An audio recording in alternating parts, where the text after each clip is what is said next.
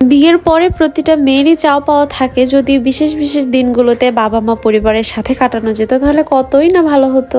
এই বছরে শবে বরাতটা যে আমি আমার পরিবারের সাথে কাটাতে পারবো এটা একদমই আমি ভাবতে পারি নাই, তবে আল্লাহ হয়তো এখানে ভাগ্যে লিখেছিল, এজন্যই হয়েছে। তবে এবারে শবে বরাতটা আমার কাছে অনেক বেশি স্পেশাল ছিল। হ্যালো, আসসালামু আলাইকুম, কেমন আছেন সবাই? আমার আরো একটা ভিডিওতে আপনাদের সবাইকে স্বাগতম। সকাল থেকে আম্মু শুরু হয়ে গেছে শবে বরাতকে ঘিরে সব ধরনের রান্না বান্না। তো আমি গিয়ে দেখতেছিলাম আম্মু এখানে কি করতেছিল। প্রথমেই দেখে আম্মু সুন্দর করে গরুর মাংসটা মাখিয়ে বসাই দিচ্ছিল। তবে এবারে শবে বরাতের দিনটা পড়েছিল শুক্রবার, জুম্মার দিন, এজন্য কেন জানি আরো অনেক বেশি স্পেশাল ফিল হচ্ছিল এই দিনটা। ছোট থেকেই দেখতাম শবে বরাত আসলেই রান্না বান্নার একটা ধুম পড়ে যেত এলাকাতে, সবাই মজার মজার রান্না করত। তারপরে আমাদের উত্তরবঙ্গের মানুষেরা রুটি সুজি বানিয়ে মিলাদ দিত বা সিন্নি যেটাকে বলে, এটা করতো। এই জিনিসগুলো অনেক বেশি ভালো লাগতো, কিন্তু আগের মতো কেন জানি এখন আর ওই জিনিসগুলো হয় না।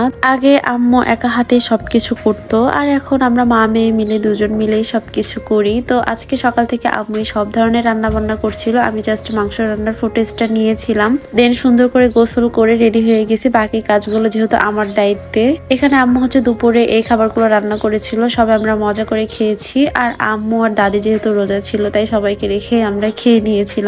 অনেকেই শবে বরাতের মধ্যে রোজাও থাকে, আমিও থাকি, তবে এবার আমি থাকতে পারি নাই। তো এবার চলে আসি আমার কাজের পালা। এখন হচ্ছে এই দায়িত্বটা আমার ভাগ্যে পড়েছে। চাউলের রুটি আমাদের পরিবারের সবার অনেক বেশি পছন্দ, শুধু আমি বাদে। মেয়ে মানুষের সব দিন একই রকম কাজ তো করতে হবে, হোক সেটা শ্বশুর বাড়ি বা বাপের বাড়ি। সবাই মিলে কাজগুলো করলে তাড়াতাড়িও হয়ে যায়। যেহেতু আম্মু আর দাদি রোজা ছিল, এজন্য আমি চাচ্ছিলাম একটু একটু করে কাজ করে যদি তাদেরকে সাহায্য করতে পারি। তবে আল্লাহর কাছে অনেক অনেক বেশি শুকরিয়া, এই বছরটাতেও আমি আমার আব্বু আম্মুর সাথে বা পরিবারের সবার সাথে শবে বরাত করতে পারতেছি। বিয়ে হয়ে গেলে তো মেয়েদের এই ধরনের চাহিদাগুলো সব বরবাদ করে দিতে হয়, চাইলেও সম্ভব হয় না। আর আমি তো কয়েকদিন যাবত এখানে সেখানে ঘুরে বেড়াচ্ছি, আজ এখানে তো কাল ওখানে। আমি ভেবেছিলাম আল্লাহ জানে কোথায় আমার শবে বরাতটা করতে হয়। ওইদিকে আবার আমার শ্বশুর শাশুড়ি, তাদেরকেও মিস করতেছিলাম। সবাই যদি একসাথে থাকতাম তাহলে আরো অনেক বেশি ভালো লাগতো।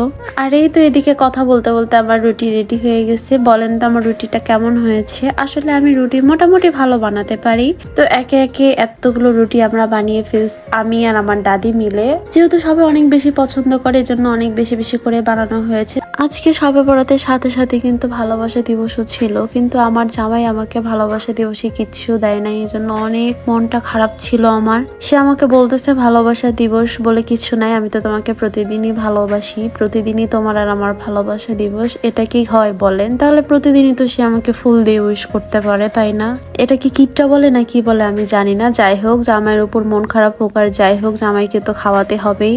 আপনাদের সবাইকে অনেক অনেক বেশি ভালোবাসা দিবসের শুভেচ্ছা রইল। সবার জন্য অনেক বেশি ভালোবাসা। সবাই আমার জন্য দোয়া করবেন, শবে বরাতের দিন দোয়া কবুলের দিন। সবাই সবার প্রিয় মানুষের জন্য দোয়া করবেন, আর সবাই আমার পাশে থাকবেন অবশ্যই। এই তো আমার শবে বরাতের দিনটা এভাবেই গেল।